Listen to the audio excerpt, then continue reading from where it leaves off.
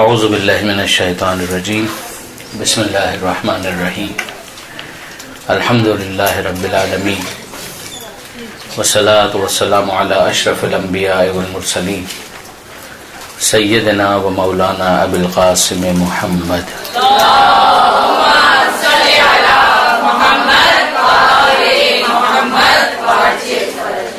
وأهل بيته الطيبين الطاهرين المعصومين المظلومين المنتجبين المنتخبين الميامين لا سيما للإمام المنتظر والحجة الثانية الشر واللعنة الدائمة الباقية على أعدائهم أجمعين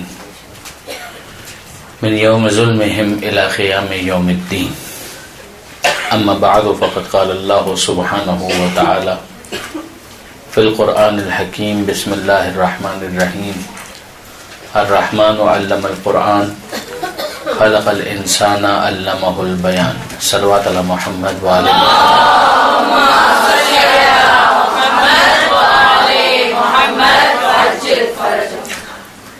خوران محترم، آج کی اس نشست کے لیے جو عنوان ہمیں دیا گیا ہے اسی پر ہم ترتیب سے کچھ گزارشات ہیں جو پیش کرنا چاہیں گے، اور پھر اس کے بعد جو آپ کے سوالات ہیں اس کو انوائٹ کریں گے. ذاکری کے صحیح فروغ، افادیت، اس کو بڑھانے کے لیے علماء، سینئر ذاکرین، ذاکرات، اداروں، مومنین کی سرپرستی کی اہمیت اور ذمہ داریاں. اب اس کے اندر 3-4 چیزیں ہیں جو اس کے اندر بریک اپ اس کا ہو سکتا ہے، ہم اس پر بات کریں گے. ایک تو ذاکری کے فروغ کی بات. تو ذاکری کا فروغ یقیناً ریکوائرڈ ہے، اس میں کوئی شک نہیں ہے، اس لیے کہ ذاکری کا مطلب یہ ہے کہ مجلس کو جو بنیادی اس کا جو فیکٹر ہے وہ ذاکری ہے. تو اگر ذاکری کا فروغ نہیں ہوگا تو مجلس کا فروغ نہیں ہوگا. ایام عزا کے اندر اور ویسے بھی جو عزا امام حسین علیہ السلام ہے اس کے فروغ کے ساتھ یہ چیز جڑی ہوئی ہے. تو یہ بات بالکل اپنی جگہ پر درست ہے کہ شیعت کی ایک انفرادیت ہے. اگر آپ دیکھیں کہ وہ چیز کی جو شیعت کو ممتاز کرتی ہے دیگر فرق سے، جو دیگر مسالک ہیں، تو اس میں مثلا آپ نماز کی بات کریں تو بائی اینڈ لارج نماز ظاہر ہے کہ سارے فرقے جتنے بھی ہیں وہ نماز کو مانتے ہیں. شیعہ بھی مانتے ہیں، سنی بھی مانتے ہیں، تھوڑا فرق ہو سکتا ہے طریقہ کار کے اندر. روزوں کا بھی یہی ایشو ہے، زکوٰۃ کا بھی یہی ایشو ہے. کچھ چیزیں ایسی ہیں کہ جو شیعت کی ایک انفرادی پہچان بن گئی ہے، ریگارڈلیس کہ وہ ان کی کتابوں کے اندر بھی اس کا ذکر موجود ہے. مثلا خمس ہے، خمس جو ہے وہ یقیناً برادران اہل سنت کی کتابوں کے اندر بھی اس کا ذکر ہے. خود قرآن مجید کے اندر 10واں پارہ وہاں سے شروع ہوتا ہے، وَاعْلَمُوا أَنَّمَا غَنِمْتُم مِّن شَيْءٍ فَإِنَّ لِلَّهِ خُمُسَهُ. لیکن بہرحال پریکٹیکلی اگر آپ دیکھیں تو خمس جو ہے وہ شیعت کی ایک انفرادی پہچان بن چکی ہے. اسی طرح سے مثلا عقد موقت ابھی شیعوں کی ایک انفرادیت بن چکی ہے، اگرچہ ان کی کتابوں کے اندر بھی اس کا ذکر موجود ہے. اسی طریقے سے عزاداری امام حسین علیہ السلام، اگرچہ ان کی کتابوں میں بھی اس کا ذکر موجود ہے، مگر اگر شناخت کے اعتبار سے دیکھا جائے تو یہ اس وقت تشیع کی سب سے نمایاں شناخت ہے عزاداری. تو جو عزاداری ہماری سب سے نمایاں شناخت ہے اس کا فروغ مربوط ہے، مشروط ہے ذاکری کے فروغ کے ساتھ، کہ اگر مجلس ہونی ہے تو مجلس سے کسی نے خطاب کرنا ہے، اور جس نے خطاب کرنا ہے اسی کو ہم ذاکر یا ذاکرہ کہتے ہیں. اس پروسیس کو ذاکری کہا جاتا ہے. لہٰذا اگر ذاکری کا فروغ ہو اور صحیح ڈائریکشن کے اندر ہو تو اس کا لازمی نتیجہ یہ نکلے گا کہ جو عزائے امام حسین ہے اس کا فروغ ہوگا. تو اس کی اہمیت تو اپنی جگہ بالکل مسلم ہے. پھر اس کے اندر علماء، سینئر ذاکرین اور ذاکرات، اداروں اور مومنین کی سرپرستی کی اہمیت اور ذمہ داریاں. سیدھی سی بات ہے کہ جو علماء ہیں وہ علمی اعتبار سے گائیڈ کرنے کی پوزیشن میں ہوتے ہیں. جب علماء کی ہم بات کرتے ہیں تو ضروری نہیں ہے کہ ہر عالم خود بھی بہت اچھا ذاکر ہو، یہ کوئی ضروری نہیں. مثلا آپ مراجع کے لیول پر بھی کر دیکھیں تو بعض فقہا ایسے ہیں کہ جن کی خطابت شورۂ آفاق ہے. آیت اللہ خامنائی، اگر آپ یوٹیوب کے اوپر بھی چیک کریں گے تو آپ کو بعض ان کے کلپس ملیں گے کہ جس میں وہ خود مسائل پڑھ رہے ہیں اور بہت عمدگی کے ساتھ پڑھ رہے ہیں. جناب آیت اللہ وحید خراسانی بہت اچھے خطیب رہے ہیں، اور بعض علماء جو ہیں وہ اتنے اچھے خطیب نہیں ہوں گے، کیونکہ پریزنٹیشن یا اسپیچ کرنا یہ خود اپنی جگہ پر ایک فن ہے. تو ڈاکٹرز ہیں بہت سارے کہ جو اپنے فن کے اندر ڈاکٹری کی حد تک بہت ماہر ہوتے ہیں، لیکن انہی ڈاکٹر صاحب کو اگر آپ یہ کہیں کہ آپ اس موضوع کے اوپر مثلا کینسر کے اوپر آدھے گھنٹے تقریر کریں، نہیں کر پائیں گے. تو یہ ضروری نہیں ہے کہ اگر ایک انسان بہت اچھا ڈاکٹر ہے تو وہ بہت اچھا مقرر بھی ہو، پریزنٹر بھی ہو، کوئی ضروری نہیں۔ یہ معاملہ انجینئرز کے ساتھ بھی ہے، یہ معاملہ دیگر شعبوں کے اندر بھی آپ کو نظر آئے گا۔ حل یہ ہے کہ وکلاء جن کا پروفیشن ہی بولنا ہے، مگر اس میں بھی آپ کو دونوں طرح کے افراد نظر آ جائیں گے۔ ایک وکیل ایسا ہو سکتا ہے کہ جو مثلا عدالت کے اندر اپنے موقف کو پھر بھی کچھ بیان کر پائے، اگر وہ نہیں کر پائے تو پھر تو چل ہی نہیں پائے گا، لیکن عین ممکن ہے کہ اس کو اگر آپ کسی موضوع پر کہیں کہ اسٹیج پر کھڑے ہو کر تقریر کرے، وہ نہ کر پائے۔ ایسی مثالیں آپ کو مل جائیں گی، بعض ہوں گے بلکہ اکثر وکلاء کے اندر ایسے ہوں گے کہ جو اسپیچز بھی بہت اچھی کر پاتے ہوں گے۔ تو جب ہم علماء کی ذمہ داری یا سرپرستی کی بات کرتے ہیں تو ایک سرپرستی جو ان سے حاصل ہو سکتی ہے، ذمہ داری ان کی جو معین کی جا سکتی ہے، وہ یہ کہ وہ علمی اعتبار سے گائیڈ کریں۔ وہ ہو سکتا ہے کہ ذاکری کے نکات نہ بیان کریں کہ ذاکری اس طرح سے کی جائے تو کامیاب ہو جائے گی، اور اس طریقے سے تقریر کو تیار کرنا ہوتا ہے، ممکن ہے وہ نہ کر پائے، لیکن علمی اعتبار سے مثلا ایک ایشو ہے، اس ایشو کے اوپر آپ کو گائیڈ لائن چاہیے کہ مثلا کیا اس کو اس طریقے سے جو ہم بیان کر رہے ہیں، تو طریقہ بیان تو ہمارا ہو جو بھی ہو، مگر یہ چیز صحیح بھی ہے یا نہیں ہے، اس کو بیان کرنا بھی ہے یا نہیں کرنا ہے، تو اس معاملے میں یقیناً علماء کی سرپرستی اور گائیڈ لائن جو ہے وہ بہت زیادہ امپورٹنٹ بن جاتی ہے۔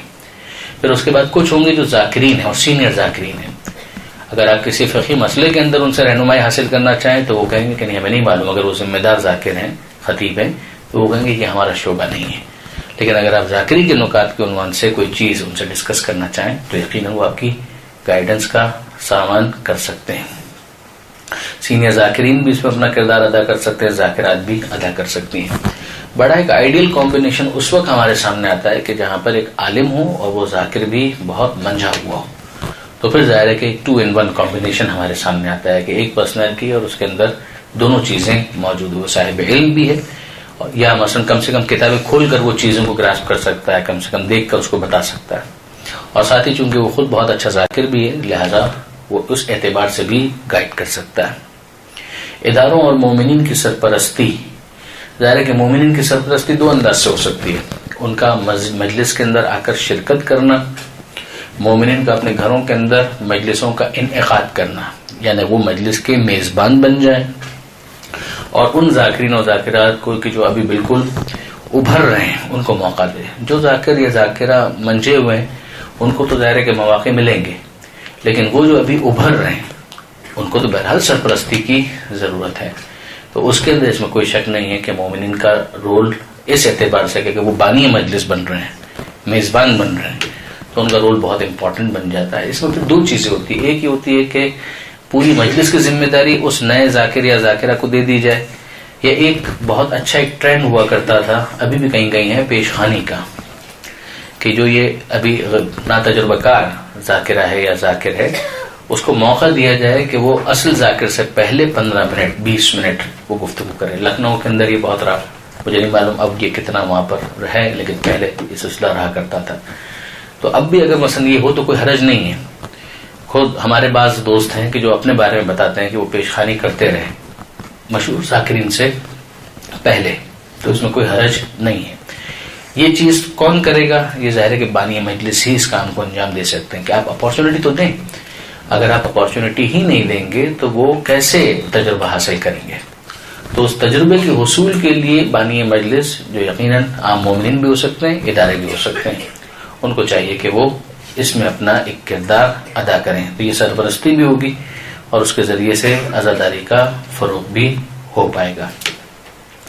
پھر اس کے بعد یہاں پر لکھا ہے جناب کہ مجالس اعضاء میں وقت ضائع کرنے والے موضوعات اور لا یعنی بحثوں، جھگڑے اور انتشار کے موضوعات، اس کی تو مثالیں بہت ساری ہیں۔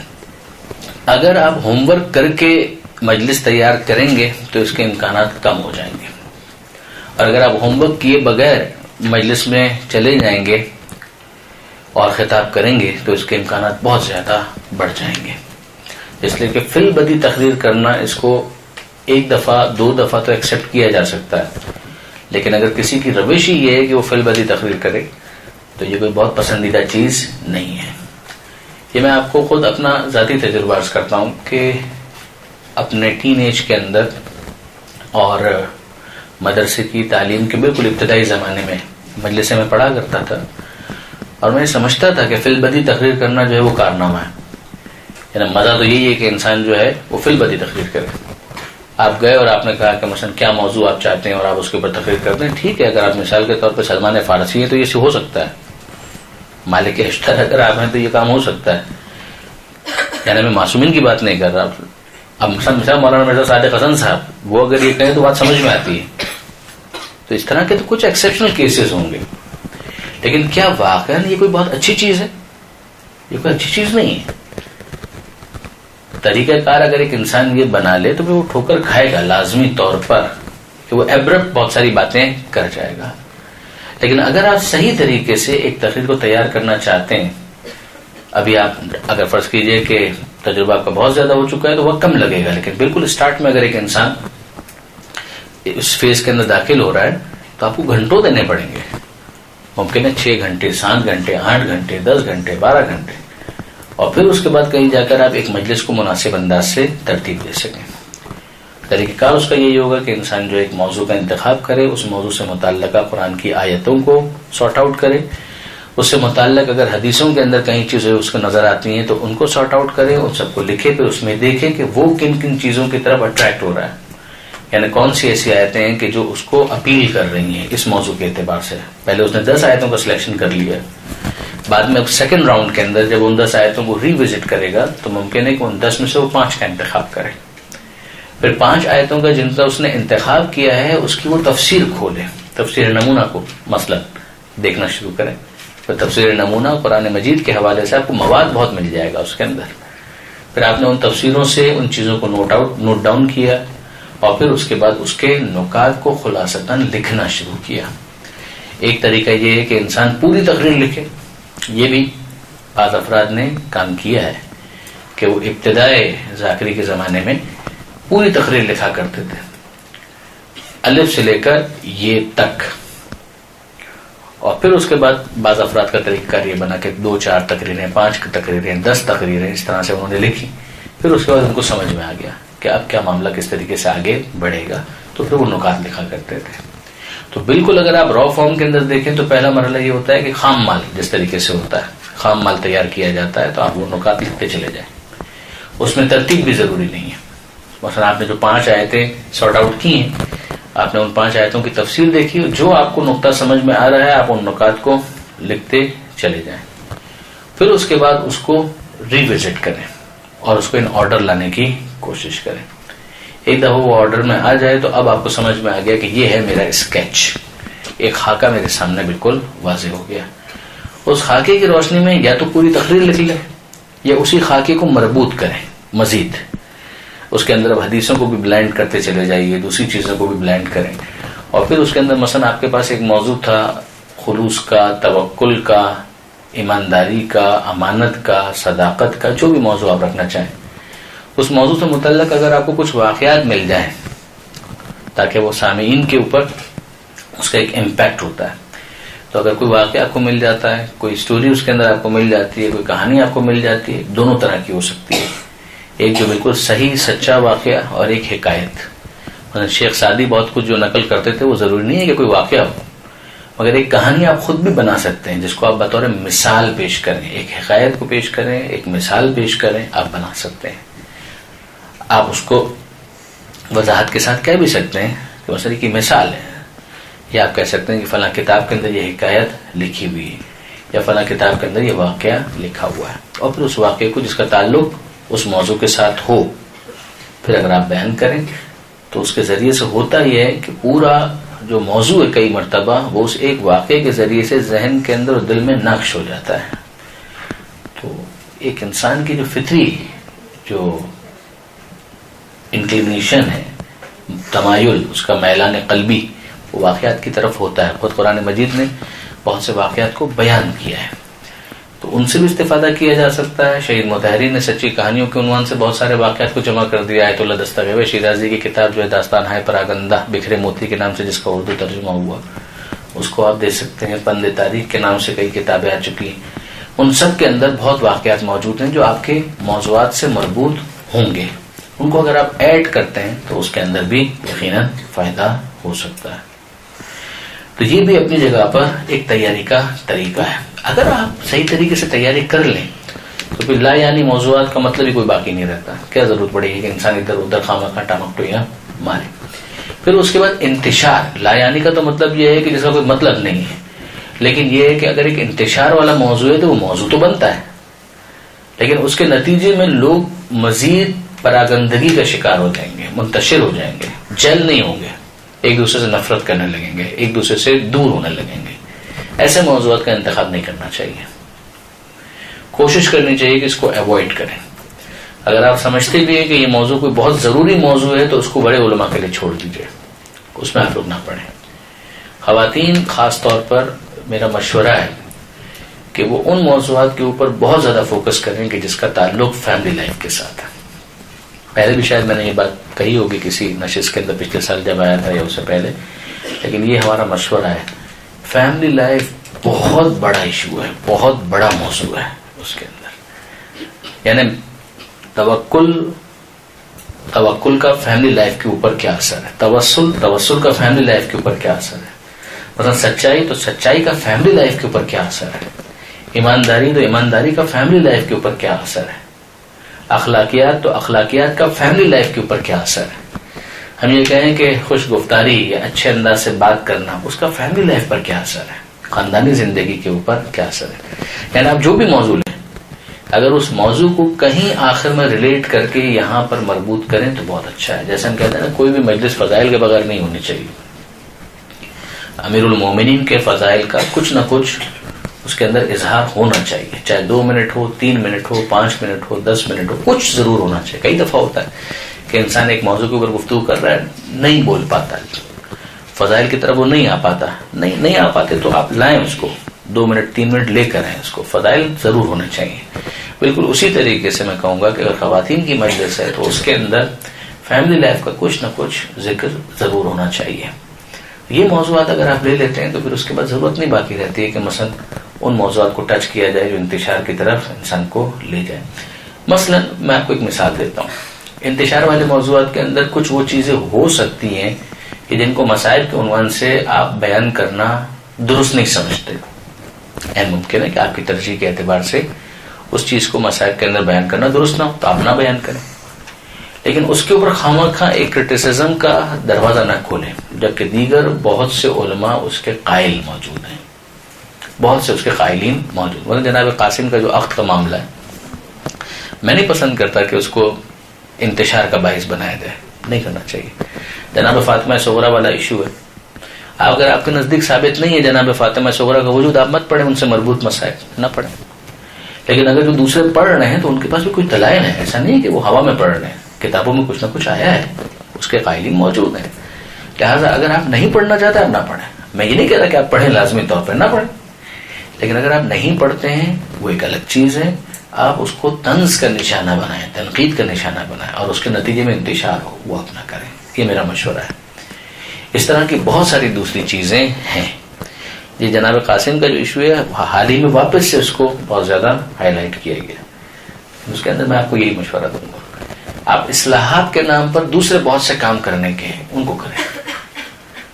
اگر کوئی چیز بالکل فیبریکیشن ہو رہی ہے، ایک نئی چیز گڑھی جا رہی ہے، وہ ایک الگ چیز. ہر وہ چیز کہ جس کا کتاب میں کچھ نہ کچھ ثبوت ملتا ہے تو بہرحال اس کی ایک سند تو آ گئی. اب آپ اس کو صحیح کہہ کر ٹال دیں تو نہ پڑھیں آپ. لیکن یہ دوسرے جو پڑھ رہے ہیں، مجھے یاد نہیں پڑتا، شاید 1 آدھ دفعہ کے علاوہ میں نے جناب قاسم کے عقد کے حوالے سے گفتگو نہیں کی، شاید 1 یا 2 دفعہ کی ہوگی. مگر ٹھیک ہے، نہ کرنا گفتگو ایک الگ چیز ہے اور اس کو بالکل ڈسکارڈ کر دینا ایک الگ چیز ہے. پھر اس کے بعد اگلی چیز ہے کہ آپ جب ڈسکارڈ کرتے بھی ہیں تو آپ الفاظ کیا استعمال کرتے ہیں، بہت کاؤنٹ کرتا ہے. وہ گڑ نہ دو گڑ جیسی بات تو کرو، کم سے کم باتوں طریقے سے کرو. یہ بعض ذاکرین کا بھی طریقہ کار ہے، ذاکرات کا بھی طریقہ کار ہے. طنزیہ گفتگو کرنا، طنزیہ گفتگو خود انتشار کا سبب ہے، اس کے نتیجے میں بھی انتشار ہوتا ہے. کسی مومن کے بارے میں سوء ظن رکھنا اچھا نہیں ہے، اس کے بارے میں اچھا گمان رکھیں. یعنی طنز فرض کیجئے کہ انسان 10 مجلسوں میں 2 مرتبہ اگر کر دے تو سمجھ میں آتا ہے، مگر 5 جملوں کے اندر 2 مرتبہ طنز کرنا یہ تو بہت ہی نامناسب پروپورشن ہے، بہت ہی غلط ریشو ہے، اچھا نہیں. اس کے نتیجے میں کیا ہوگا، ایک ڈیوائڈ کریٹ ہوتی ہے. لوگ جو ہے خود ذاکر اور ذاکرہ کے بارے میں بھی بہت نیگیٹو اپروچ رکھنا شروع کر دیتے ہیں. پھر اس کے بعد اگلا مرحلہ یہ آتا ہے کہ خود لوگوں کے آپس کی گفتگو میں وہی طنز آنے لگتا ہے. جب وہ ذاکر یا ذاکرہ کو چونکہ آئیڈیلائز کر رہے ہوتے ہیں کہ وہ دیکھتے ہیں کہ یہ تو ممبر پر جا کر بیٹھی ہیں اور بات کرتی ہیں یا بیٹھے ہیں اور بات کر رہے ہیں, تو اس کو آئیڈیلائز کرنا شروع کرتے ہیں, اس کو کاپی کرنا شروع کرتے ہیں, اس کو فالو کرنا شروع کرتے ہیں. بچے ہیں, بچیاں ہیں, ینگسٹرز ہیں, نوجوان ہیں, یعنی جو مخالف ہو گئے وہ تو ٹاٹا اگلی دفعہ آئیں گے ہی نہیں, لیکن جو اگلی دفعہ آئیں گے بھی تو اس کا مطلب یہ ہے کہ وہ آپ کی طرف کچھ میلان رکھتے ہیں, یا کم سے کم اس مجلس کو انہوں نے ایکسیپٹ کر لیا ہے. اگر کر لیا ہے تو خود ان کے اوپر اس کا ایک غلط امپیکٹ آتا چلا جائے گا جو کہ نہیں آنا چاہیے تھا. تو اس کو بھی بہرحال بہت زیادہ ایڈریس کرنے کی ضرورت ہے کہ ایک تو انتشار والے موضوعات نہ ہوں, 1. نمبر 2, اگر کوئی ایسا موضوع ہے کہ جو بہت زیادہ ٹچی ہے اور آپ سمجھتے ہیں کہ اس کے اوپر بات کرنا ضروری بھی ہے, طنزیہ انداز اختیار نہ کریں, بات کریں, سیدھی سیدھی بات آپ کریں. خود قرآن مجید کی آیتوں کے اندر, معصومین کی احادیث کے اندر اتنی جاذبیت ہے کہ وہ اپنی جگہ بنا لیں گے. ہم کو اس کے اندر صرف بیان کا مکلف بنایا گیا, یعنی بیان کی ذمہ داری ہمیں دی گئی ہے. ہمیں گن پوائنٹ کے اوپر کسی کو متقی پرہیزگار بنانے کا ٹاسک نہیں دیا گیا. یہ بہت اچھی طریقے سے آپ سمجھ لیں. جب نوجوان ذاکر یا ذاکرہ نئے نئے اسکول کے اندر آتے ہیں, میں آپ کو نہیں کہہ رہا, خود اپنی بھی بات کر رہا ہوں کہ ہم لوگ خود ان تجربات سے گزرے ہیں, تو ہمارا بس نہیں چلتا کہ ایک مجلس کے اندر ہی سب کو متقی اور پرہیزگار بنا دیں. یہ ہماری زیادہ ایکسپیکٹیشنز ہیں, اتنی امیدیں اور اتنی توقعات آپ کیوں کرنا چاہ رہے ہیں؟ یعنی آپ کیوں سمجھتے ہیں, توقع کرتے ہیں کہ مثلا اس کا یہی رزلٹ نکل آئے گا؟ نہیں, آپ اپنا بیان اس کی تیاری کر کے آئیے اور آپ اپنا بیان لوگوں کے سامنے پیش کر دیں, پھر اس کے بعد نتیجے کو خدا پر چھوڑ دیں. یہ آپ کی ذمہ داری نہیں ہے کہ آپ اس چیز کو, اس نتیجے تک جو ڈیزائرڈ نتیجہ ہے جو آپ کے ذہن میں ہے وہاں تک آپ اس کو لے کر آئیں. یہ آپ کی ذمہ داری ہی نہیں ہے, آپ اس کو خدا کے اوپر چھوڑ دیجیے. تو یہ بھی ہمارا بہرحال ایک مشورہ ہوگا. پھر اس کے بعد ایک بہت اچھا کام جو کرنا چاہیے, یہ بھی ٹرینڈ نہیں ہے, شاید پتہ نہیں اب ہو گیا ہو تو میں نہیں کہہ سکتا, میں نے بہت کم علماء کو دیکھا ہے کہ اس طریقے کار پر وہ عمل کرتے ہوں. علماء سے میری مراد وہ علماء جو ذاکرین بھی ہیں. لیکن اس میں کوئی حرج نہیں ہے کہ جو نکات آپ نے تیار کیے ہیں ان نکات کو آپ ایک کاغذ کے اوپر یا اپنے موبائل فون کے اوپر محفوظ کر کے اس کا عکس لے کر اپنے سامنے رکھیں. اس کا بھی ایک فائدہ یہ ہوگا کہ آپ رائٹ اور لیفٹ بہت زیادہ نہیں ہوں گے, آپ کو معلوم ہوگا کہ آپ کو کیا بات کرنی ہے, آپ فوکس ہو کر اس پر بات کر سکیں گے. جہاں آپ کا ذہن تھوڑا ادھر ادھر ہوا, آپ نے فوراً اس پرچے کو یا اس سلپ کو یا موبائل فون کے اندر موجود اس امیج کو دیکھا اور آپ کو ریکال ہو گیا, یاد ہو گیا کہ اچھا اس پر مجھے بات کرنی تھی, یہاں تک پہنچنے کے بعد پھر مجھے یہ بات کرنی تھی. تو یہ چیز اگرچہ بہت سارے افراد اس کو معیوب سمجھتے ہیں, وہ سمجھتے ہیں کہ نہیں یہ تو ایک عیب ہے کہ اس نے یاد کیوں نہیں کیا, لیکن میرے خیال میں نہیں, یہ عیب نہیں ہے بلکہ یہ بہت مناسب ہے اور شاید مستقبل میں یہ رجحان اور بڑھے گا. ویسٹ کے اندر, مغربی دنیا کے اندر, امریکہ, کینیڈا وغیرہ کے اندر, یورپ میں تو یہ بہت کامن ہے. وہاں پر جو عام طور پہ یونیورسٹی کے اندر پریزنٹیشنز دی جاتی ہیں, وہاں پر ویسے بھی جو تقاریر کی جاتی ہیں, تو یہ رواج بہت زیادہ ہے. علماء کے اندر بھی اگر آپ دیکھیں گے تو بعض پرانے علماء یعنی جو ابھی بھی حیات ہیں, مثلا مولانا فاضل حسین موسوی صاحب, ان کا یہ طریقہ کار ہے کہ مثلا کتاب یا کوئی چیز, کوئی حوالہ وہ اپنے سامنے رکھا کرتے ہیں. کچھ تو مناظرین تھے, مثلا اسماعیل دیوبندی صاحب, وہ تو کتابیں پوری پھیلا کر رکھا کرتے تھے. لیکن جو مناظرین نہیں بھی تھے ان میں بھی مثلا مولانا فاضل موسوی کی میں بات کر رہا تھا, اسی طرح سے ڈاکٹر محمد حسن رضوی صاحب, ان کا بھی طریقہ کار یہ کہ اکثر وہ اپنے سامنے کوئی نہ کوئی کاغذ رکھا کرتے ہیں. اسی طریقے سے مجھے یاد پڑتا ہے کہ جہاں شاہ کاظمی صاحب نے بھی بیچ میں کچھ عرصے کے لیے یہ طریقہ کار اختیار کیا تھا. کچھ ہیں جو بالکل اس طریقہ کار کو فالو نہیں کرتے, مثلا علامہ طالب جوہری صاحب, علامہ سید علی نقی صاحب, علامہ رشید تراوی صاحب, وہ کبھی نہیں رکھتے تھے. وہ ہمیشہ وہ جو بھی بیان کرنا ہوتا تھا اس کو میمورائز کر کے آتے تھے, تیاری کر کے آتے تھے. تیاری سے مراد میمورائز کرنا, یعنی اپنی یادداشت کے اندر محفوظ کر کے آتے تھے. مولانا صادق حسن صاحب بہت ہی ریئر کبھی انہوں نے اس طرح سے کیا ہو تو کیا ہو, ورنہ وہ کبھی بھی نہیں کرتے. تو یہ دونوں ٹرینڈز پائے جاتے ہیں. مگر میں بہرحال سمجھتا ہوں کہ مستقبل میں یہ رجحان بڑھے گا. ہاں علی مرتضیٰ ظہری صاحب ان کا طریقہ کار تو اب یہی ہے کہ وہ تو ہمیشہ عام طور پر 70-80% جو ہے وہ اپنے سامنے رکھتے ہیں. ہمارے بہت اچھے دوست ہیں, سینئر دوستوں میں سے. تو اسی طریقے سے بہت سی مثالیں آپ کے سامنے آ جائیں گی. مستقبل میں یہ رجحان بڑھے گا, کوئی حرج نہیں. اگر آپ یہ سمجھتے ہیں کہ اس طریقے سے آپ اپنی تقریر کی کوالٹی کو امپروو کر سکتے ہیں اور یہ آپ کے لیے ہیلپ فل ہے, تو اس میں بالکل شرمانے کی ضرورت نہیں ہے. آپ بالکل اس کام کو انجام دیں. بعض جگہوں پر اگرچہ یہ طریقہ کار ابھی بہت ہی پریمیٹیو اور بہت ہی ابتدائی مرحلے میں ہے, یہ جو اسکرین کے اوپر پریزنٹیشن ہوتی ہے وہ بھی اب مجلس کا ایک حصہ بنتی جا رہی ہے, لیکن بہت کم جگہوں پر. یعنی تقریباً مجلس جو ہے وہ سیمینار اور مجلس مکس ہو جاتی ہے, اسی انداز سے وہ ہوتی ہے کہ پریزنٹیشن بھی دے رہے ہوتے ہیں, ساتھ ساتھ وہ چیزیں چل بھی رہی ہوتی ہیں اور ساتھ ساتھ وہ بول بھی رہے ہوتے ہیں. جمعے کے خطبوں کے اندر بھی یہ طریقہ کار بعض جگہوں پر آ گیا ہے. مثلا ڈاکٹر مرتضیٰ علی دینا جو ہیں وہ بہت اچھے عالم دین ہیں, واقعاً بہت اچھے مقرر ہیں. ان کی اسپیچز انگریزی میں نیٹ پر آپ کو مل جائیں گی. تو وہ جو مجلسیں اور یہ ساری چیزیں پڑھتے ہیں تو اس کے اندر خود بھی اگر دیتے ہیں جمعے کے, تو اس کے اندر بھی ان کے پیچھے اسکرین کے اندر کچھ نہ کچھ چل ہی رہا ہوتا ہے, وہ پوری پریزنٹیشن اپنی لے کر آتے ہیں. لیکن یہ ابھی ہمارے یہاں شاید نہیں آ پائے گا اگلے کئی سالوں تک. لیکن ہاتھ میں کاغذ رکھنا, ریفرنس رکھنا, حوالے رکھنا, اس میں کوئی مسئلہ فی الحال تو میں نہیں دیکھ رہا کسی قسم کی کوئی مشکل ہو. ایک ہمارے بہت اچھے سینئر عالم دین مجھے یاد آئے, ڈاکٹر مولانا سید محمد رضوی صاحب, ٹورنٹو کے اندر ہوتے ہیں. وہ ایک کراچی آئے ہوئے تھے. یہ میں اپنی بات کر رہا ہوں کالج کے زمانے کی, یعنی کتنی پرانی ہو گئی, 95-96 کی شاید یہ بات ہوگی. تو نشتر باغ میں علامہ طالب جوہری صاحب ہی پڑھا کرتے تھے اس زمانے میں. تو وہ بیمار ہو گئے اور رضوی صاحب جو وہ آئے ہوئے تھے اور وہ کسی اور جگہ غالباً محفل مرتضیٰ میں مجلس پڑھنے کے لیے تشریف لائے ہوئے تھے. تو ان سے ایک مجلس کے لیے نشتر باغ میں ریکویسٹ کی گئی کہ آپ ایک مجلس پڑھ دیں. تو انہوں نے مجلس پڑھی اور مجھے آج تک یاد ہے کہ ان کے ہاتھ میں وہ لکھا ہوا پرچہ موجود تھا. تو نشتر باغ میں بھی انہوں نے مجلس پڑھی اور ساتھ میں وہ ریفرنس کے لیے انہوں نے اپنا کاغذ جو ہے وہ ہاتھ میں رکھا ہوا تھا تاکہ کوئی نقطہ جو ہے مس نہ ہو جائے. اس کا سب سے بڑا فائدہ یہ ہوتا ہے کہ لا یعنی جو یہاں پر یعنی جو چیز بیان کی ہے کہ لا یعنی موضوعات سے انسان اپنے آپ کو دور کیسے کرے. تو اس کی وجہ بہت بڑی یہ ہے کہ جب وہ دائیں بائیں ہونے لگتا ہے تو اس کو کچھ نہ کچھ تو بولنا ہے تاکہ روانی اس کی ڈسٹرب نہ ہو.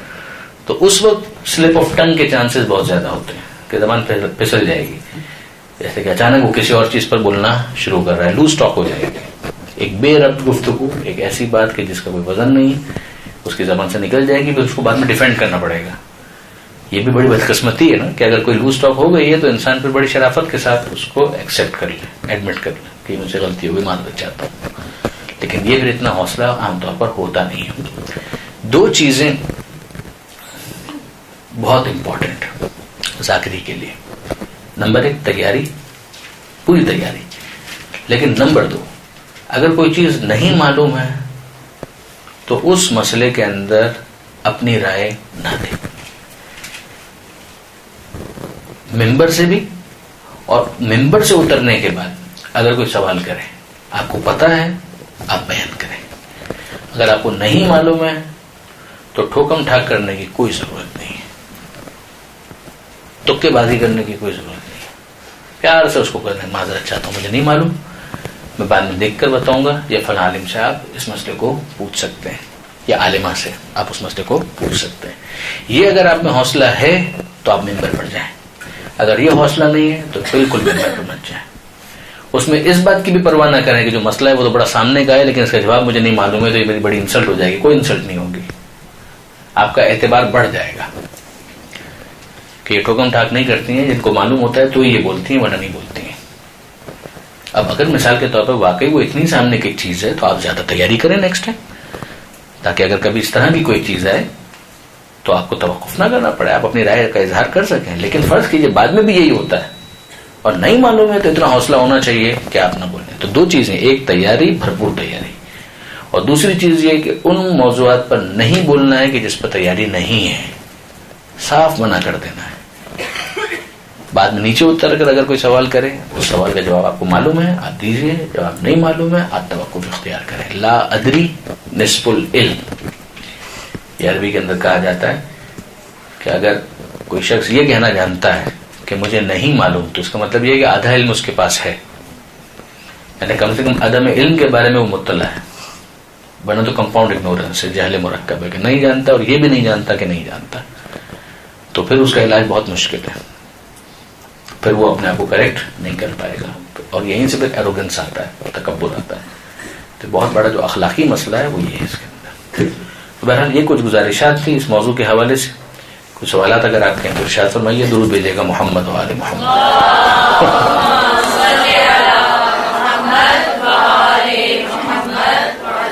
اب یہ تو ہم نے بہت لیٹ پڑھا، میں تو سمجھا تھا کہ کوئی سوال ہے جو بات کے لیے، اس میں لکھا ہوا یہ ہے کہ آہستہ آہستہ بیان فرمائیے تاکہ لکھنے میں مدد مل سکے۔ سوری، یہ لیٹ ہو گیا معاملہ۔ جی فرمائیے بیبی۔ آج کل جو خواتین کی ذاکری ہوتی ہے اس میں ایک جو بہت کامن ہم دیکھتے ہیں وہ ہے جوشیلا انداز اپنانا، اور فضائلوں کو بہت جوشیلے انداز سے بیان کرتے ہیں۔ تو اگر کسی کا وہ انداز نہیں ہے تو اس کو کس طرح سے پھر وہ لے کے چلے کہ وہ بعد میں وزن پیدا ہو؟ اس میں گزارش یہ ہے کہ دیکھیے، ایک انداز جو کسی شخصیت کے مزاج کے مطابق ہے، ضروری نہیں ہے کہ وہ دوسری شخصیت کے مزاج سے بھی ہم آہنگی ہو، اس کی کوئی ضروری نہیں ہے۔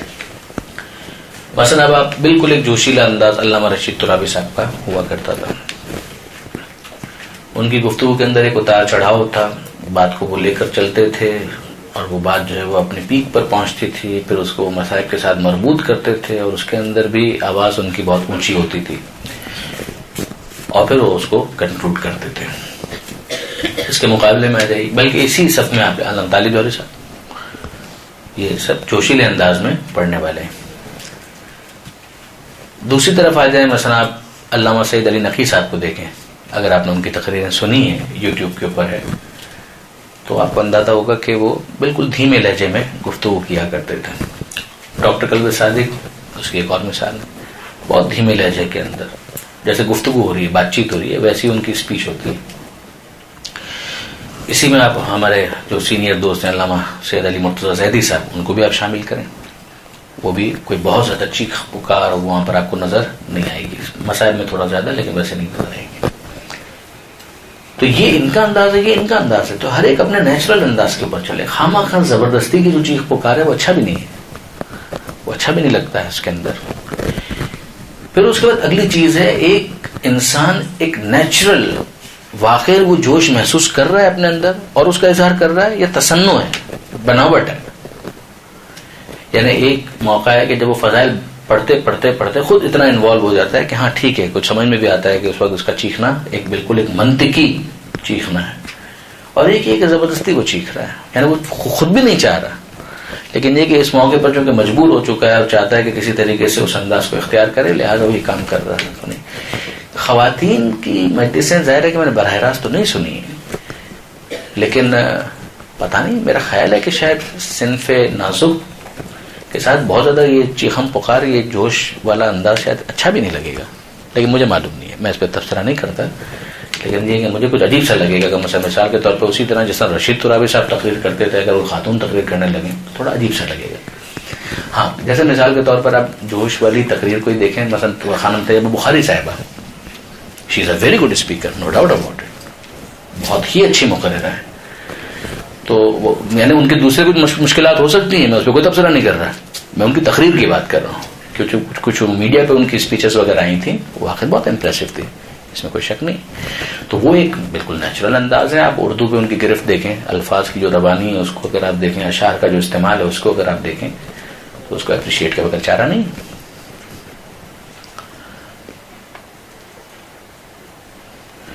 آج کے زمانے میں چند ذاکرین ایسے ہیں جو مصائب میں ایسی ایڈیٹنگ کرتے ہیں جو ہم نے کبھی نہیں سنی، تو کیا ہم انہیں کاپی کر سکتے ہیں؟ ایک بات تو یہ ہے کہ ان کی ایڈیٹنگ سے کیا مراد ہے، کیا وہ کوئی واقعہ فیبریکیٹ کر رہے ہیں، ایجاد کر رہے ہیں، تو بہت غلط کر رہے ہیں، ان سے اس کا حوالہ مانگا جا سکتا ہے کہ آپ کہاں سے پڑھ رہے ہیں۔ ایک ہے نفسیات انسان کی، جسے کچھ نتائج کو وہ قائم کرتا ہے، یہ تو مجلس کا فن ہے، یہ تو ذاکر کا فن ہے۔ ذاکری کے اندر جو منظر کشی ہے وہ بہت کاؤنٹ کرتی ہے، بہت زیادہ. میں عام طور پہ اس کو سمجھانے کے لیے کچھ مثالیں دیا کرتا ہوں. میدان عرفات حج کے دوران عرفات کے میدان میں حاجی خیموں میں بیٹھے ہوتے ہیں. علامہ ذیشان حیدر جوادی علی اللہ مقامہ بہت ہی منجے ہوئے مقرر تھے. وہ عام طور پر مجلس پڑھا کرتے تھے میدان عرفات میں جب تک وہ حیات تھے. اب وہ مجلس پڑھنے کے لیے آئے. اب آپ وہاں پر اگر یہ جملہ کہتے ہیں, وہ یہ کہا کرتے تھے کہ مثلا آپ جب عرفات کے میدان کے اندر خیموں میں آئے تو آپ کے لیے پانی کا اہتمام کر دیا گیا, پانی کا انتظام کر دیا گیا. آپ جب یہاں سے جائیں گے تو یہ خیمے ویران ہو جائیں گے. مگر ذرا یاد کریں کربلا والوں کو کہ جب وہ آئے تھے تو وہاں پر خیموں میں پانی کا انتظام نہیں تھا. مثلا 7 محرم سے آن ورڈز پانی کا انتظام نہیں تھا. آپ کے خیموں سے اللہ تش کی صدائیں نہیں آ رہی, مگر وہاں سے اللہ تش کی صدائیں آ رہی تھی. اسی طرح سے مثلا جب آپ یہاں سے جائیں گے تو آپ اپنی مرضی سے جائیں گے, آپ کے خیموں کو کسی طرح آگ نہیں لگائی ہوگی. یہ ایڈیٹنگ نہیں ہے, یہ کوئی واقعے کو ایڈٹ نہیں کیا جا رہا. Try to understand. میں سمجھانا چاہ رہا ہوں کہ یہ واقعے کی ایڈیٹنگ نہیں ہے, یہ منظر کشی ہے, اور اس کے اندر جو سامع جس حالت سے گزر رہا ہے اس کو اسی حالت کے ذریعے سے کربلا کے واقعے سے قریب کیا جا رہا ہے تاکہ اس کا ذہن وہاں منتقل ہو جائے آسانی کے ساتھ, اور اسے گریہ کرنے میں بھی سہولت ہو. اس میں کوئی مسئلہ نہیں. یہ تو خطیب کا ایک فن ہے, یہ تو مجلس کا ایک انداز ہے, ذاکری کا ایک انداز. اس میں کوئی پرابلم نہیں. ہاں اگر کوئی مثال کے طور پہ واقعہ ہی ایجاد ہو رہا ہے تو وہ بہت غلط ہے. دیکھیے مقتل جتنے لکھے جانے تھے وہ لکھے جا چکے. اب تو انہی مقاتل سے آپ کوئی دوسری کتاب تیار کر لیں تو ایک ترتیب ہے, ورنہ جو جمع آوری ہونی تھی وہ ہو چکی. اب کوئی نئی کتاب فرسٹ ہینڈ انفارمیشن کے اوپر مشتمل نہیں آنے والی. وہ جو آ چکی وہ آ چکی. اب آپ ایک نئی ترتیب سے انہی واقعات کو لکھ دیں, وہ پاسبل ہے, ممکن ہے. جیسے لکھی جا رہی ہیں کتابیں وہ آپ لکھ سکتے ہیں, لیکن ان واقعات میں کسی واقعے کا اضافہ یہ ناممکن ہے, یہ امکان ہی نہیں رکھتا.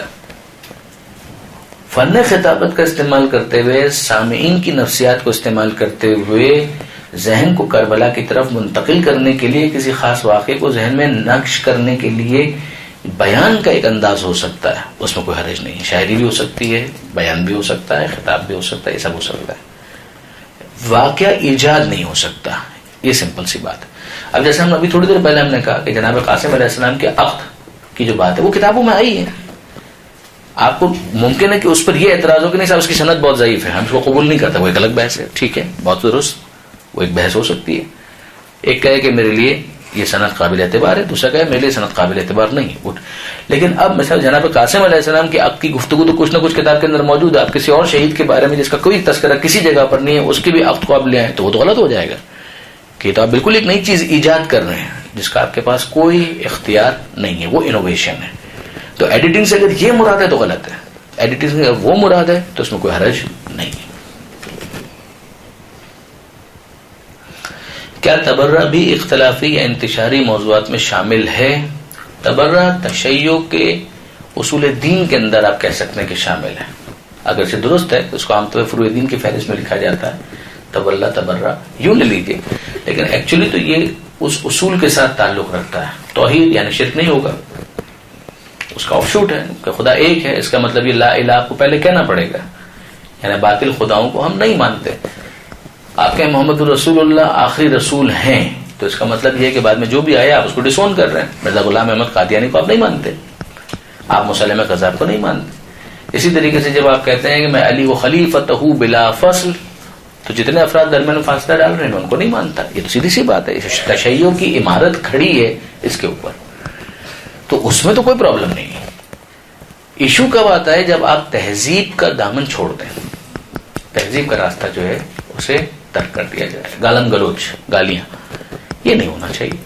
اب مثال کے طور پہ برادران اگر اہل سنت کے موجود ہیں اور ان کے سامنے اگر لان تان والا انداز اختیار کر دیا جائے تو سیدھی سی بات ہے کہ وہ ہرٹ ہوں گے اور اس کے نتیجے میں معاشرے کے اندر ایک سول وار کی کیفیت پیدا ہو جائے گی, بعد افراد کا خون بہ جائے گا. نہیں ہونا چاہیے. لیکن جو اختلاف ہے, مثلا ہم یہ کہیں کہ نہیں صاحب ہم لوگ ہیں تو علی کے شیعہ, ہم کہتے ہیں کہ وہ بلا فصل خلیفہ تھے, مگر ٹھیک ہے وہ جو پہلے 3 خلفاء تھے وہ بھی صحیح تھے. یہ کیا بات ہوئی؟ یعنی آپ تو تشیع کو کولیپس کر رہے ہیں, ختم کر رہے ہیں. یہ نہیں ہوگا. تو آپ اگر مثال کے طور پر جو اپنے عقائد ہیں ان کو بیان بھی کریں گے اور یہاں پر تو میں یہ کہوں گا کہ جو گھر کی مجلسیں ہیں ان کی اہمیت ان معاملات کے اندر بڑھ جاتی ہے کہ بہت ساری ایسی چیزیں ہیں جو نشر پاک کے اندر نہیں کہی جا سکتی، گھر کی مجلسوں کے اندر کہی جا سکتی. آپ میری بات سمجھ رہے ہیں؟ وہ تو پھر آپ لوگوں کو یقیناً اس کے اندر تو اپنا رول پلے کرنا ہے. پھر میں کہتا ہوں کہ انداز کیا واقعی گالیوں کے بغیر ہم بات نہیں کر سکتے کیا؟ یعنی جو ہماری جو تہذیب ہے، جس تہذیب کے ہم امین ہیں، تہذیب آل محمد جس کے ہم وارث ہیں، اس کے اندر ایک اسلوب گفتگو ہے، بات کرنے کا ایک انداز ہے، اس کو آپ اختیار کریں، کوئی حرج نہیں ہے اس کا. بات کریں، یہ بھی بتائیں کہ مثلا یہ ہے کہ یہ ایشو تھا جس کی وجہ سے ہم نہیں قبول کر سکتے. نام لینے کی کیا ضرورت ہے؟ آپ نام لیے بغیر ہی بات کہہ سکتے ہیں، بالکل کہہ سکتے ہیں. بالخصوص کچھ ذاکرین خلفاء کے وغیرہ کے حوالے سے بہت تنزیہ گفتگو کرتے ہیں، اس بارے میں کیا طریقہ اپنایا جائے؟ اب وہی معاملہ ہے اس کے اندر کہ مثلا وہ جو اپنی اگر کوئی نشست ہے تو اس میں تو آپ کے پاس بہت گنجائش موجود ہے، لیکن اگر مثال کے طور پر مشترکہ اگر نشستیں ہیں تو اس کے اندر احتیاط کرنا ضروری ہے.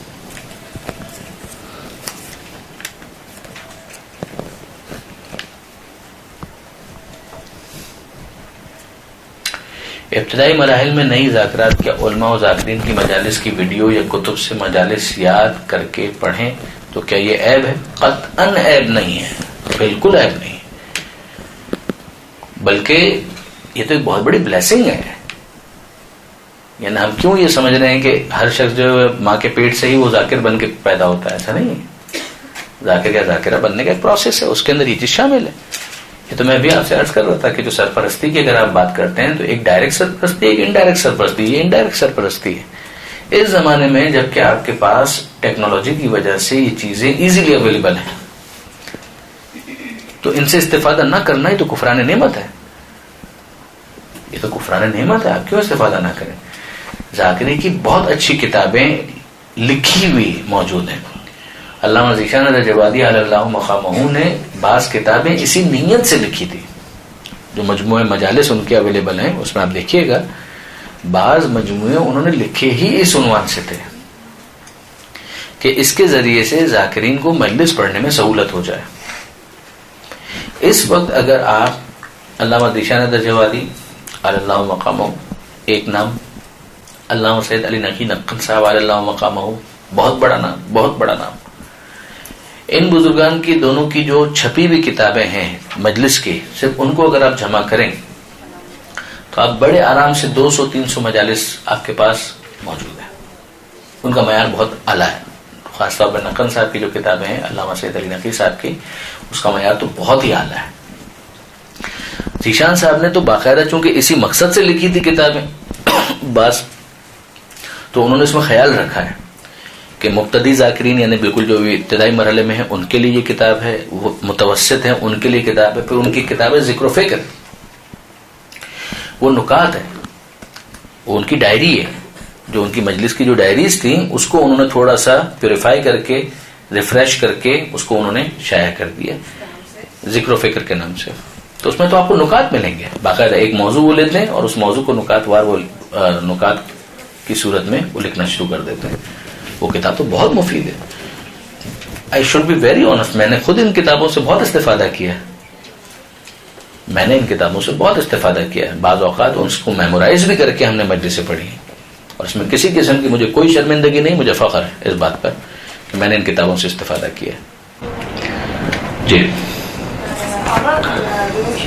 یہ اکثر ہوتا ہے کہ ٹاپکس یعنی پرانے ہوتے ہیں، مثال کے طور پر توبہ ہے، توکل، یہ سب چیزیں، لیکن جو مجمع ہے وہ کوئی نئی چیز مانگتا ہے. مثال کے طور پہ اگر آپ واقعات کو نیا ڈال دیتے ہیں اور آپ کے پیچھے سے شرائط اور یہ سب چیزیں اور پرانی ہے کہ نفس مطمئنہ مثال کے طور پہ جیسا بھی ہے، ٹھیک ہے، جو پرانے ٹاپکس آپ انہیں کو رینیو کر کے کرتے ہیں تو لوگ اتنے پورا اثر انداز میں نہیں سنتے، ٹھیک ہے نا. لیکن آپ میں تھوڑی سی گائیڈنس کرتے ہیں کہ کس طریقے سے ٹاپکس میں کون کون سی جو مواد ہے ان کو ایسا مثلا ایسے کریشن کریں کہ جس سے لوگوں کے لیے مفید اور مؤثر ثابت. جو آپ کہہ رہی ہیں بی اس کے لیے تو مستقل کچھ سیشنز کی ضرورت ہوگی کہ مثلا اس کے اندر آپ پڑھیں اور ہم سنیں اور اس کے بعد پھر اس پہ تبصرہ کریں. وہ اس وقت تو پاسبل نہیں. لیکن میں آپ سے عرض کروں کہ یہ موضوعات ایور گرین ہیں. کچھ موضوعات وہ ہوتے ہیں کہ جو کبھی بھی بوسیدہ نہیں ہوتے. یہ یاد رکھیے گا جو انسانی جو بیہیویئر ہے نا، انسان کا جو اندرونی معاملہ ہے وہ ایک سا ہے. باہر کی دنیا کے اندر آپ کو ٹیکنالوجیکل ایڈوانسمنٹ نظر آئے گی، مگر کھانا تو انسان منہ سے ہی کھا رہا ہے نا. ایسا تو نہیں ہے کہ اس نے کوئی طریقہ اور اختیار کرنا شروع کر دیا، یا مثلا وہ آنکھوں سے ہی دیکھ رہا ہے، کسی اور چیز سے تو نہیں دیکھ رہا. اسی طریقے سے جو حکم شریعت ہے، اس حکم شریعت پر پہلے بھی عمل کرتا تھا تو ایک اطمینان حاصل کرتا تھا، آج عمل کرے گا تو بھی اطمینان حاصل کرے گا. اخلاق وہ پہلے اپنے بہتر بناتا تھا تو اپنے اندر ایک سیٹسفیکشن فیل کرتا تھا، آج بھی وہ اپنے اخلاق کو بہتر بنا لے گا تو سیٹسفیکشن فیل کرے گا. حسد پہلے بھی اگر کسی کے اندر تھا تو وہ اندر سے گھلے گا، اور آج بھی اگر کسی کے اندر جیلسی اور حسد موجود ہے تو وہ اندر سے اپنے آپ کو کھوکھلا کرتا چلا جائے گا. ماں کی اولاد سے محبت پہلے بھی ضرب المثل تھی، آج بھی ضرب المثل ہے. یہ پرانا ہونے والا موضوع نہیں ہے، یہ ایور گرین ہے، یہ یاد رکھیے گا. اب یہ کچھ ایشوز ہیں نا کہ مثلا ایک انسان غیبت کرنے میں اس کو مزہ آتا ہے، پہلے بھی آتا تھا، آج بھی آتا ہے. پہلے بھی اس سے چھٹکارا حاصل کرنا جہاد اکبر تھا، آج بھی اس سے چھٹکارا حاصل کرنا جہاد اکبر. لہٰذا آپ دیکھیے گا کہ بہت سارے موضوعات ایسے ہیں کہ جس کی آپ پریزنٹیشن نو ڈاؤٹ چینج کر سکتے ہیں، الفاظ کے انتخاب میں آپ تبدیلی کر سکتے ہیں، یہ آپ کر سکتے ہیں.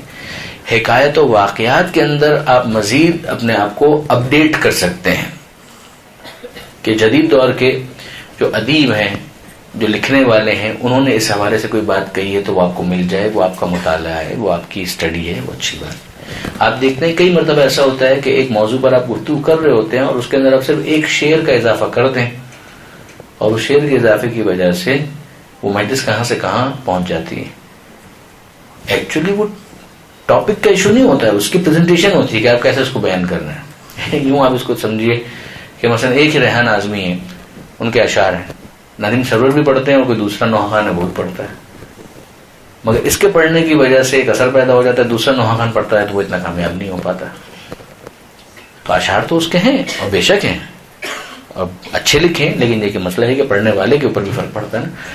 تو ذوالفقار کے ہونے سے صرف کام نہیں چلے گا، علی کا ہاتھ بھی چاہیے. تو معاملہ یہ ہے اس کے اندر کہ جب آپ اس کے اندر الفاظ کو کس طریقے سے پیش کرتے ہیں، آیت کو آپ کس طریقے سے پیش کرتے ہیں، مربوط کس طریقے سے کرتے ہیں، یہ بہت کاؤنٹ کرتا ہے.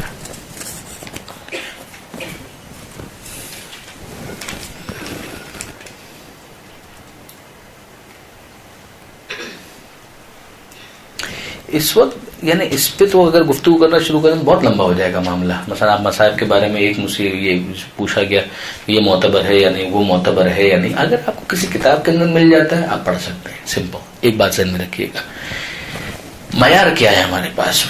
معیار یہ ہے کہ کسی نہ کسی کتاب میں ہونا چاہیے، ایک، یا کسی معتبر عالم سے آپ نے سنا ہو، دو.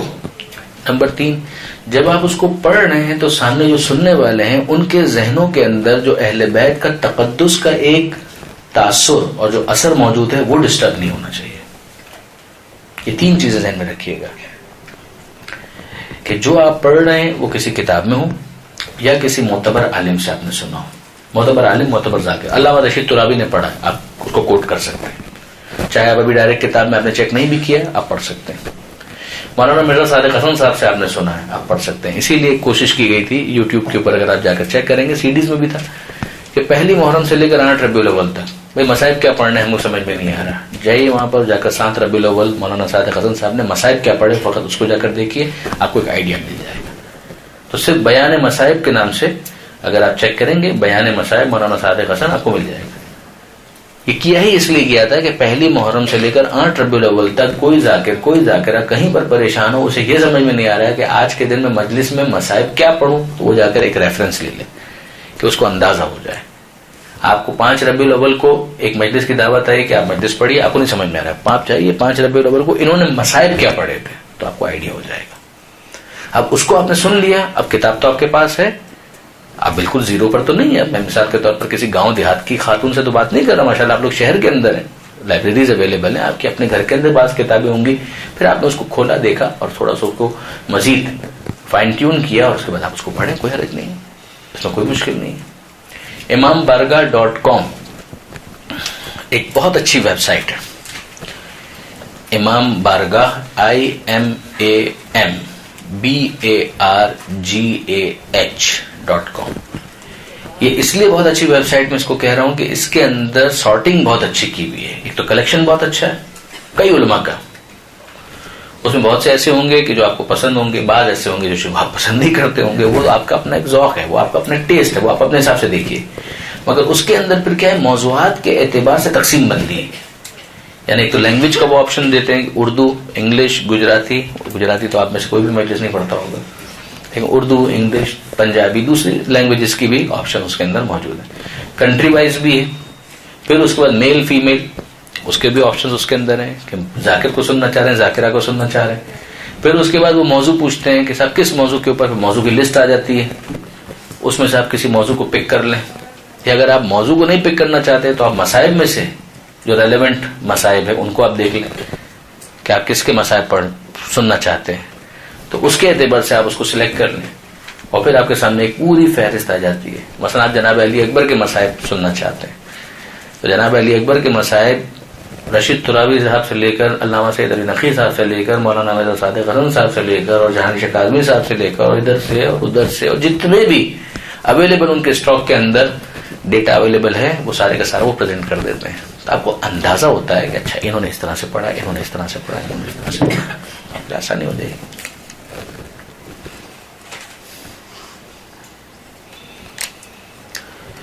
جو مصائب غلط پڑھے جاتے ہیں تو کیا ان کی کوئی ممانعت ہے؟ آف کورس ممانعت ہے.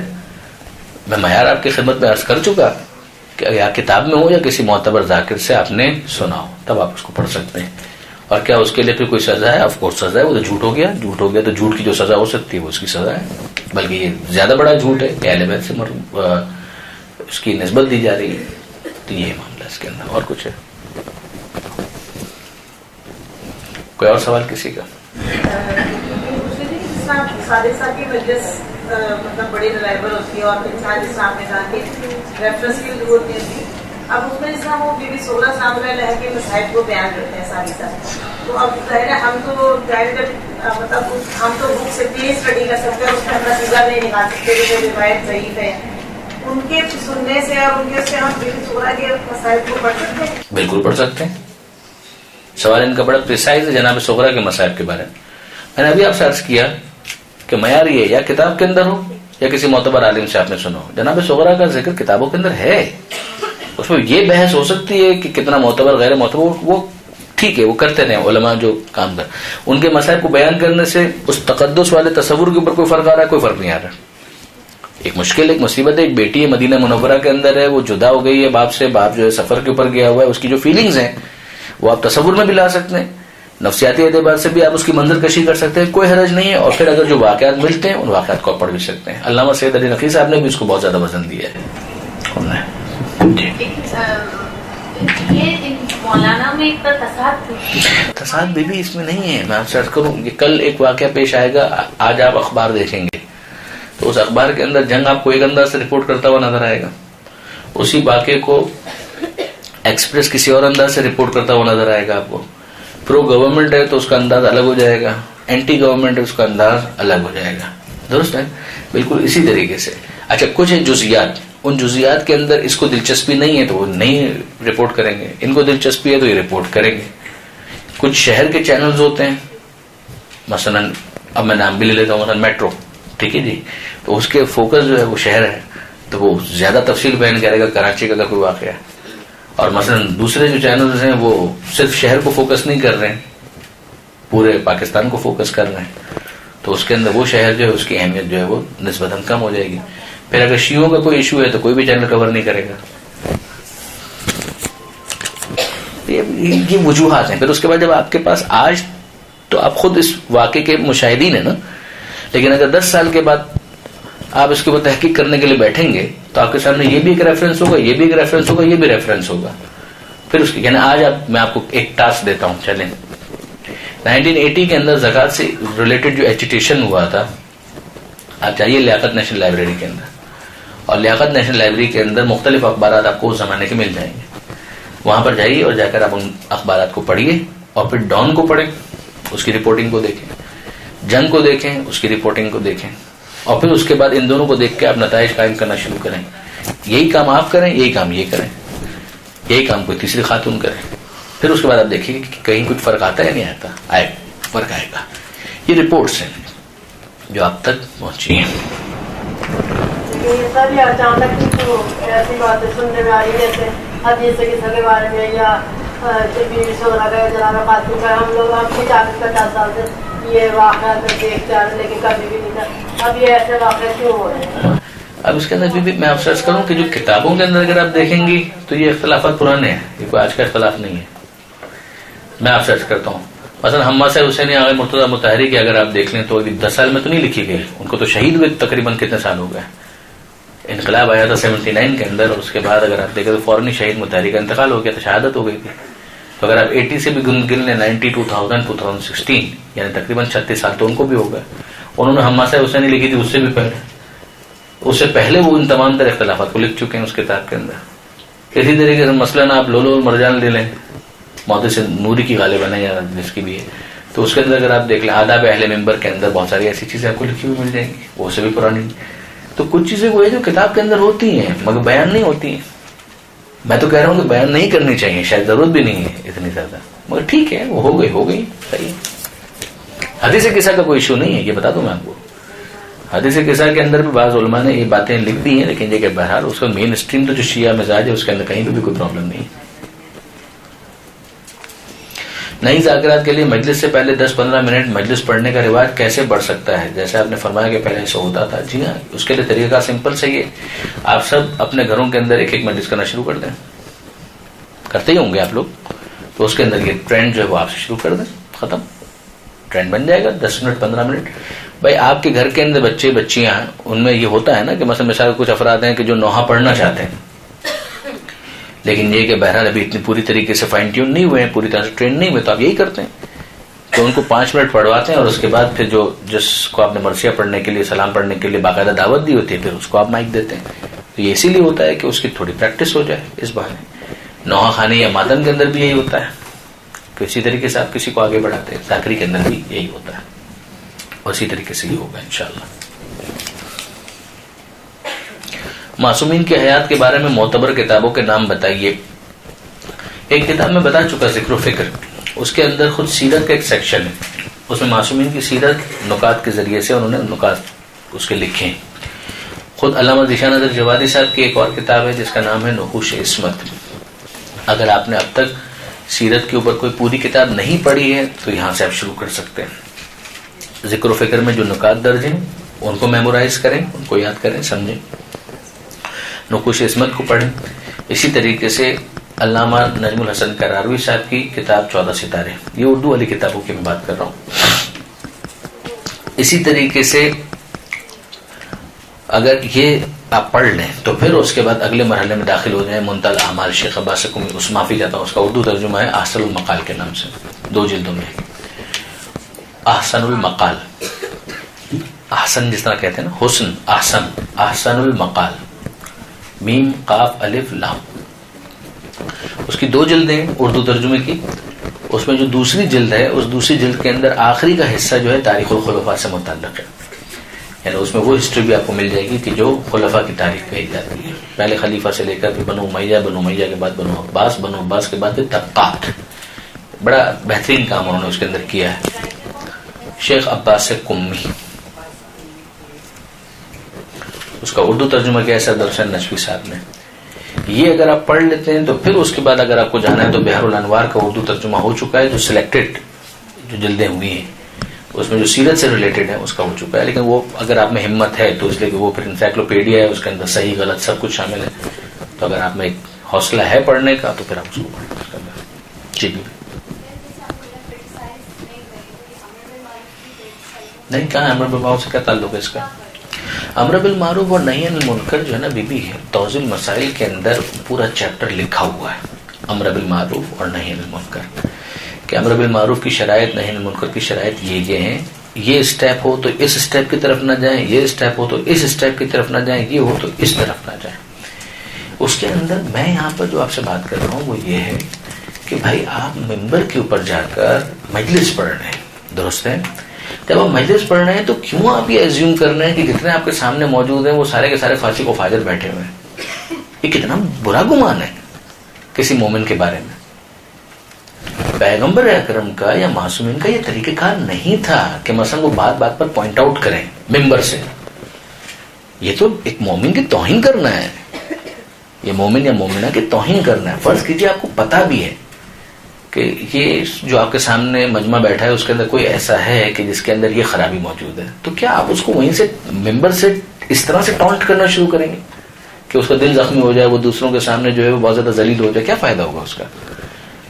المؤمن مرآۃ المؤمن, مومن مومن کے لیے آئینہ ہوتا ہے, بے شک ہوتا ہے. آئینہ کب تک شکل دکھاتا ہے؟ جب تک وہ سامنے ہو.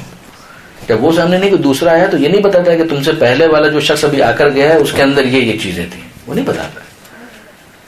جب آپ سامنے ہیں تو وہ آپ کی شکل دکھائے گا, جب دوسرا آئے گا تو وہ دوسرے کی شکل دکھائے گا, یہ نہیں کہے گا پہلے والا یہ تھا.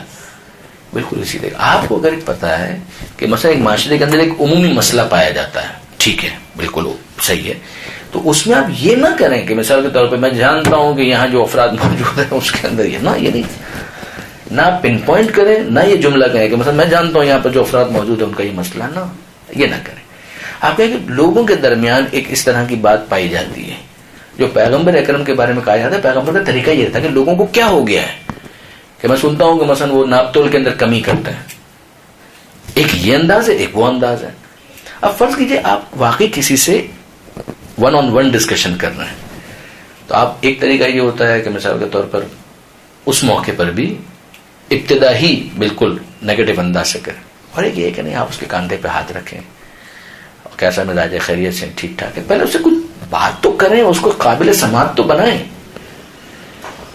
پھر اس کے بعد آپ کہیں کہ اگر ایسا ہو جائے تو کیسا رہے گا, کیا خیال ہے, اگر اس چیز کو اس طرح سے کر لیا جائے تو کیسا رہے گا, کیا یہ بہتر نہیں ہوگا کہ اس طرح سے کر لیا جائے. اب میں مثال کے طور پر آپ کو حجاب کی بات کرتا ہوں, پردے کی بات کرتا ہوں کہ آپ کہیں پر گئے اور آپ کو اندازہ ہے کہ یہاں پر جو خواتین ہیں وہ حجاب نہیں کرتی ہیں, تو لٹ لے کر نہ پڑ جائیں ان کے پیچھے, آپ حجاب کی اہمیت بیان کریں. آپ کہیں جناب سیدہ سلام اللہ علیہا نے یہ فرمایا,